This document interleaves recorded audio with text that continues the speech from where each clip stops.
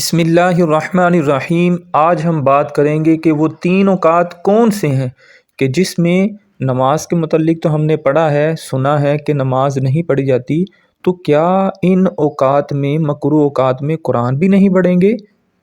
بلا شک و شبہ قرآن وہ کتاب ہے کہ جس میں کوئی شک نہیں، اور اس کا ایک حرف پڑھنے سے 10 نیکیاں ہیں، اور یہ قیامت کے دن اپنے پڑھنے والے کی شفاعت کرے گا، اور رمضان المبارک میں اس کے پڑھنے کا اور زیادہ ثواب ہے۔ لیکن یاد رکھیں کہ تین اوقات ایسے ہیں جس میں قرآن کریم کی تلاوت کرنا مکروہ ہے۔ وہ کون سے اوقات ہیں، پہلے اس بارے میں بات کر لیتے ہیں۔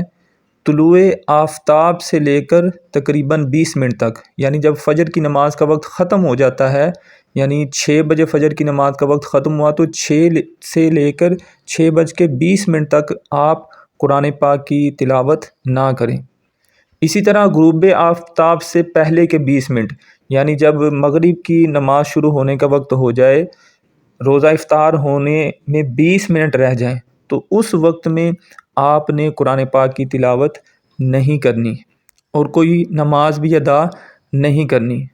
ہاں، اگر اس دن کی عصر کی نماز نہیں ادا کی آپ نے تو وہ آپ کر سکتے ہیں۔ اسی طرح دحوہ کبریٰ سے لے کر زوال آفتاب تک یہ وقت بھی مکروہ ہے۔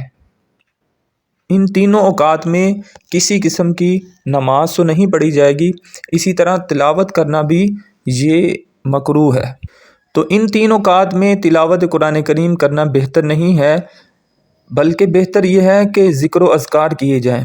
ہاں، البتہ اگر کسی نے ان اوقات میں تلاوت قرآن کر لی، وہ صبح کے وقت کر لی، سورج جب نکل رہا تھا، جو غروب ہو رہا تھا تب کر لی، دحوہ کبریٰ کے وقت کر لی، تو تلاوت کرنے والا گناہگار نہیں ہوگا۔